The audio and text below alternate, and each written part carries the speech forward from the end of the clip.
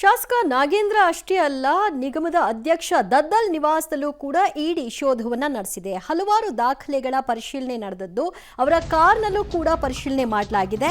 ದದ್ದಲ್ ಅಳಿಯ ಚನ್ನಬಸವನ ತೀವ್ರ ವಿಚಾರಣೆಗೆ ಒಳಪಡಿಸಿದ್ರು. ಮೂವರು ಯೂನಿಯನ್ ಬ್ಯಾಂಕ್ ಸಿಬ್ಬಂದಿಯ ಮೇಲೂ ಕೂಡ ಈ ಒಂದು ಇಡಿ ರೇಡ್ ನಡೆದಿದೆ. ದೀಪಾ ಮನೆಯನ್ನ ಸೀಸ್ ಮಾಡಿದ್ದಾರೆ. ಸದ್ಯ ದೀಪಾ ನಿವಾಸದಲ್ಲಿ ಇರಲಿಲ್ಲ ಅನ್ನೋದು ಗೊತ್ತಾಗಿದೆ. ನೋಟಿಸ್ ಅನ್ನ ಅಂಟಿಸಿ ಬಂದಿದ್ದಾರೆ. ಮತ್ತು ಎಂಡಿ ರಾಜ್ಕುಮಾರ್ ಸಿಬ್ಬಂದಿಯ ಮೊಬೈಲ್ ಅನ್ನ ವಶಕ್ಕೆ ಪಡೆದು ಪರಿಶೀಲನೆಯನ್ನ ನಡೆಸಿದ್ದಾರೆ.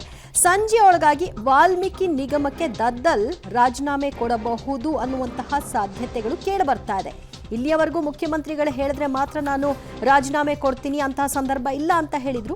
ಆ ಸಾಧ್ಯತೆ ಇದೆ, ಯಾಕಂದ್ರೆ ಹೈಕಮಾಂಡ್ ಸೂಚನೆಯನ್ನ ಕೊಟ್ಟಿದೆ ಅಂತ ಹೇಳಲಾಗ್ತಿದೆ.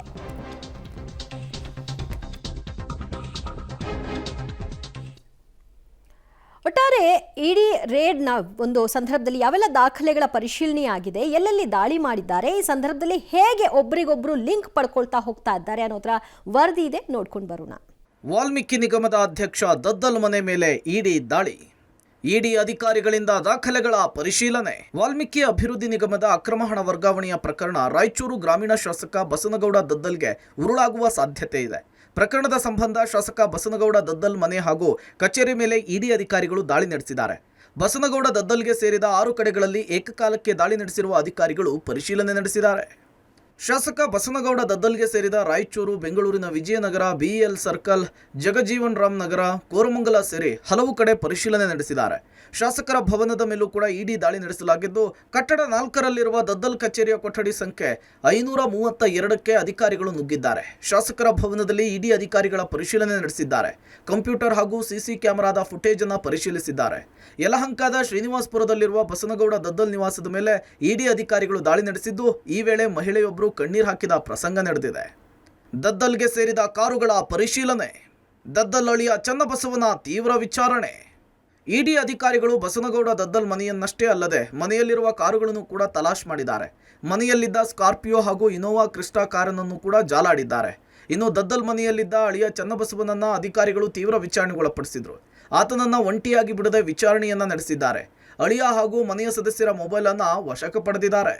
ವಾಲ್ಮೀಕಿ ನಿಗಮದ 187 ಕೋಟಿ ಹಗರಣ ಹಿನ್ನೆಲೆ ರಾಯಚೂರಿನ ದದ್ದಲ್ ನಿವಾಸದ ಮೇಲೆ ಇಂದು ಇಡಿ ಅಧಿಕಾರಿಗಳು ದಾಳಿಯನ್ನು ಮಾಡಿರುವಂಥದ್ದು. 5 ಅಧಿಕಾರಿಗಳ ತಂಡ ನಿರಂತರವಾಗಿ ದಾಖಲೆಗಳ ಪರಿಶೀಲನೆಯನ್ನು ಮಾಡಿದ್ದಾರೆ. ಮನೆಯಲ್ಲಿ ಮಾತ್ರವಲ್ಲದೆ ಅವರ ಕಾಂಪೌಂಡ್ನಲ್ಲಿರ್ತಕ್ಕಂಥ ಕಾರ್ನ ಕೂಡ ಅವುಗಳನ್ನು ಕೂಡ ಪರಿಶೀಲನೆಯನ್ನು ಮಾಡಿ ದಾಖಲೆಗಳನ್ನು ಕಲೆ ಹಾಕಿರುವಂಥದ್ದಾಗಿದೆ. ನಿರಂತರವಾಗಿ ಬೆಳಗ್ಗೆ 7 ಗಂಟೆಯಿಂದ ಕೂಡ ಸಂಜೆವರೆಗೂ ನಿರಂತರ ತಪಾಸಣೆಯನ್ನು ಮಾಡಿದ್ದಾರೆ. ಈ ಮೂಲಕ ಆ ದಾಖಲೆಗಳಲ್ಲಿ ಏನಾದರೂ ದದ್ದಲ್ ಅವರ ವಿರುದ್ಧವಾದಂಥ ಒಂದಿಷ್ಟು ದಾಖಲೆಗಳು ಸಿಕ್ಕಿದೆ ಆದರೆ ನಿಜಕ್ಕೂ ಕೂಡ ಈ ಒಂದು ಪ್ರಕರಣದಲ್ಲಿ ದದ್ದಲ್ ಅವರು ಸಂಕಷ್ಟವನ್ನು ಎದುರಿಸಲಿದ್ದಾರೆ. 3 ಯೂನಿಯನ್ ಬ್ಯಾಂಕ್ ಸಿಬ್ಬಂದಿ ಮನೆ ಮೇಲೂ ದಾಳಿ. ದೀಪಾ ಮನೆ ಸೀಸ್, ಮನೆಗೆ ನೋಟಿಸ್ ಅಂಟಿಸಿದ ಆಫೀಸರ್ಸ್. ಎಂಡಿ ರಾಜ್ಕುಮಾರ್ ಸಿಬ್ಬಂದಿಯ ಮೊಬೈಲ್ ವಶ, ಪರಿಶೀಲನೆ. 3 ಯೂನಿಯನ್ ಬ್ಯಾಂಕ್ ಸಿಬ್ಬಂದಿಗಳ ಮನೆ ಮೇಲೂ ಕೂಡ ಇಡಿ ಅಧಿಕಾರಿಗಳು ದಾಳಿಯನ್ನು ನಡೆಸಿ 2 ಮನೆಗಳನ್ನು ಸೀಸ್ ಮಾಡಿದ್ದಾರೆ. ವಿಜಯನಗರದ MRCR ಲೇಔಟ್ನಲ್ಲಿರುವಂತಹ ದೀಪಾ ಮನೆ ಮೇಲೆ ದಾಳಿಯಾಗಿದ್ದು, ಮನೆಗೆ ಸೀಲ್ ಹಾಕಿ ನೋಟಿಸ್ ಅನ್ನು ಅಂಟಿಸಲಾಗಿದೆ.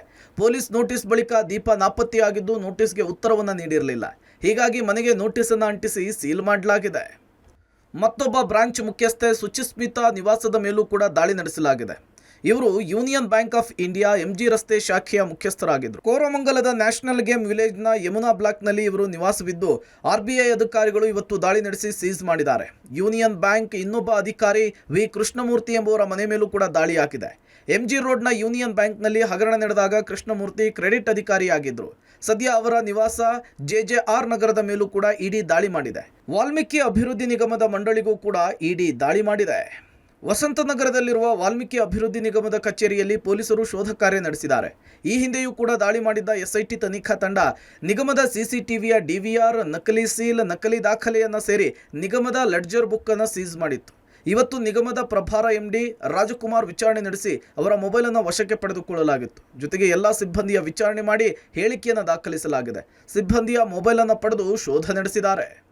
ಕಳೆದ 35 ದಿನಗಳಿಂದನೂ ಕೂಡ ತನಿಖೆ ನಡೆಸ್ತಾ ಇರುವಂಥ SIT ಅಧಿಕಾರಿಗಳು ಈ ಹಿಂದೆ ವಾಲ್ಮೀಕಿ ನಿಗಮದ ಮೇಲೆ ಒಂದು ದಾಳಿಯನ್ನು ನಡೆಸಿದ್ರು. ದಾಳಿಯನ್ನು ನಡೆಸಿದ ಸಂದರ್ಭದಲ್ಲಿ ಅಲ್ಲಿ ಸಿಕ್ಕಂತಹ ಕೆಲವೊಂದು ದಾಖಲಾತಿಗಳೇನಿತ್ತು ಆ ದಾಖಲಾತಿಗಳನ್ನು ತಮ್ಮ ವಶಕ್ಕೆ ಪಡೆದುಕೊಂಡಿರುವಂಥದ್ದು.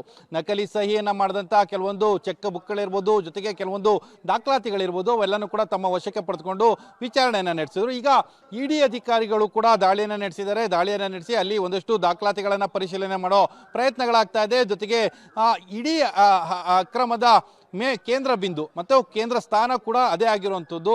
ಆ ಹಿನ್ನೆಲೆಯಲ್ಲಿ ಪದ್ಮನಾಭ ಬಿದ್ದಂತಹ ಸಂದರ್ಭದಲ್ಲಿ ಆದಂತಹ ಡೆವಲಪ್ಮೆಂಟ್ಗಳು ಮತ್ತು ಒಂದಷ್ಟು ಟ್ರಾನ್ಸಾಕ್ಷನ್ಗಳು ಇವೆಲ್ಲದ್ರ ಬಗ್ಗೆನೂ ಕೂಡ ಮಾಹಿತಿಗಳನ್ನು ಇಡಿ ಅಧಿಕಾರಿಗಳು ಪಡ್ಕೊಳ್ತಾರೆ.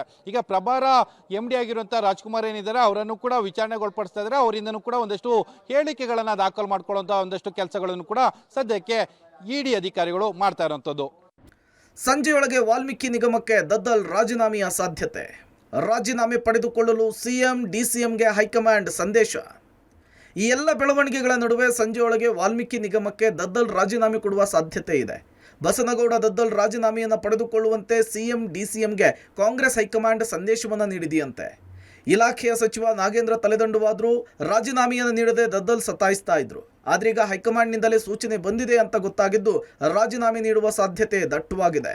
ವಾಲ್ಮೀಕಿ ಅಭಿವೃದ್ಧಿ ನಿಗಮದ ಹಣ ವರ್ಗಾವಣೆ ಅಕ್ರಮ ಪ್ರಕರಣ ಏನಿದೆ ಇದು ಕಾಂಗ್ರೆಸ್ನಲ್ಲಿ ದೊಡ್ಡ ಮುಜುಗರವನ್ನು ತಂದಿದೆ. ಆ ಕಾರಣಕ್ಕೋಸ್ಕರವಾಗಿ ಕಾಂಗ್ರೆಸ್ ಹೈಕಮಾಂಡ್ ಸಚಿವರಿಂದ ರಾಜೀನಾಮೆಯನ್ನು ಕೂಡ ಕೊಡಿಸಿತ್ತು, ತಲೆದಂಡ ಆಗಿತ್ತು. ಈಗ ವಾಲ್ಮೀಕಿ ಅಭಿವೃದ್ಧಿ ನಿಗಮದ ಅಧ್ಯಕ್ಷ ಸ್ಥಾನಕ್ಕೂ ಕೂಡ ಬಸನಗೌಡ ದದ್ದಲ್ ಅವರು ರಾಜೀನಾಮೆ ಕೊಡಬೇಕು ಅಂತ ಈಗಾಗಲೇ ಹೈಕಮಾಂಡ್ ಸೂಚನೆ ಕೊಟ್ಟಿದೆ.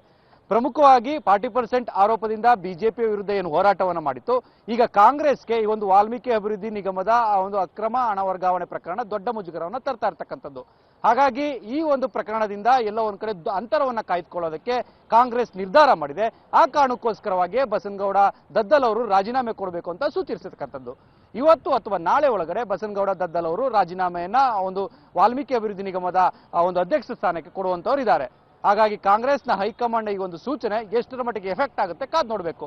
ಕ್ಯಾಮರಾ ಪರ್ಸನ್ ಗಣೇಶ್ ಜೊತೆ ರವಿ ಸೆಚೆಸ್, ಪಬ್ಲಿಕ್ ಟಿವಿ, ಬೆಂಗಳೂರು.